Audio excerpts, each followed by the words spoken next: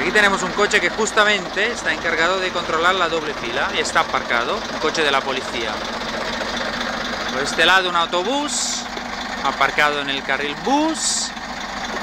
Y además tenemos, mientras el coche aparcado de la policía está ahí sin controlar nada, no está en acción, no está activo, tenemos un coche oficial de alguien de la consellería aparcado aquí en doble fila en el carril bus.